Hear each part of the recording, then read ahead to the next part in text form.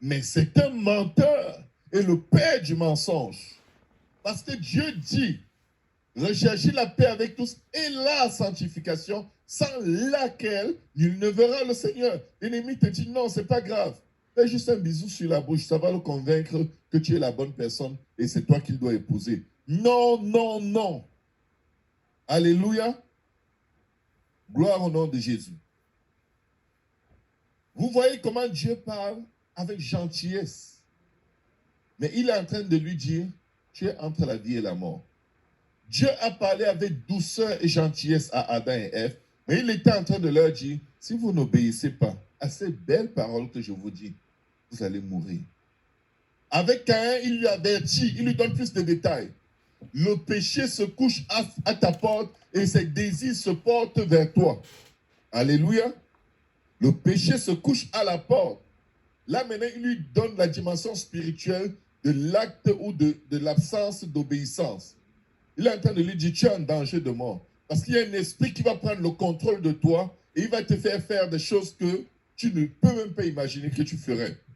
Naturellement, vous savez, quand Dieu parle avec gentillesse, les gens sont comme, ouais, mais bon, peut-être ça c'est plus les mauvaises pensées que j'ai pour m'empêcher de vivre ma vie. C'est pas ça que j'ai envie de faire, c'est de la manipulation. C'est quoi cette voix qui me parle dans ma tête? On dirait la voix de tel frère ou de telle sœur ou de tel pasteur. C'est parce que j'avais entendu dire ça que je crois ça, mais non. Mais ce n'est pas ma conviction. Mais regardez, plus on progresse dans les Écritures, plus Dieu, il est un peu plus détaillé. À Adam et Ève, il leur avait seulement dit, vous mourrez. À Caïn, il a dit, il y a même un démon qui va prendre le contrôle de ta vie, il va te massacrer. Maintenant, regardez dans Deutéronome 30, verset 15 à 20. Il dit, vois, maintenant là, il est mot à mot. Je mets aujourd'hui devant toi la vie et le bien, la mort et le mal. Tu n'as pas besoin d'être spirituel pour comprendre ça. Terre à terre. Il dit, car je te prescris aujourd'hui d'aimer l'Éternel, ton Dieu, de marcher dans ses voies et d'observer ses commandements, ses lois et ses ordonnances, afin que tu vives et que tu multiplies, et que l'Éternel, ton Dieu, te bénisse dans le pays dont tu vas entrer en possession. Mais, si ton cœur se détourne, si tu n'obéis point, et si tu te laisses entraîner à te prosterner devant d'autres dieux et à les servir, je vous déclare aujourd'hui que vous périrez. C'est le même Dieu, hein? C'est le même Dieu. Ça, ce n'est pas... Il n'a pas utilisé un prédicateur. Il leur dit. Vous savez quoi? On va aller terre à terre. Obéissez et vivez ou désobéissez et mourrez. Si tu n'obéis pas, tu es mort. Alléluia. Nous devons être conscients, très conscients, que quand Dieu parle, nous devons juste crier à Dieu, aide-moi. Écoute, même si tu as décidé d'obéir, demande de l'aide à Dieu.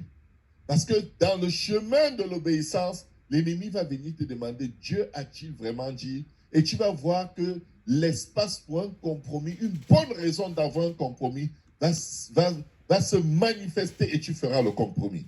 Mais il dit, si ton cœur se détourne, si tu n'obéis point, et si tu te laisses entraîner à te prosterner devant d'autres dieux et à les servir, je vous le déclare aujourd'hui que vous périrez, que vous ne prolongerez point vos jours dans le pays dont vous allez entrer en possession après avoir passé le Jourdain. Ça, ce n'est pas mon message. J'essaye juste de faire comprendre à quel point quand Dieu dit une chose, c'est sérieux. Et à quel point il y a des conséquences, même des conséquences éternelles, quand on néglige et on choisit de faire à sa façon. Il dit, j'en prends aujourd'hui à témoin contre vous le ciel et la terre. Ça, c'est terrible. Hein? J'ai mis devant toi la vie et la mort, la bénédiction et la malédiction. Choisis la vie afin que tu vives, toi et ta postérité, pour aimer l'Éternel, ton Dieu, pour obéir à sa voix et pour t'attacher à lui.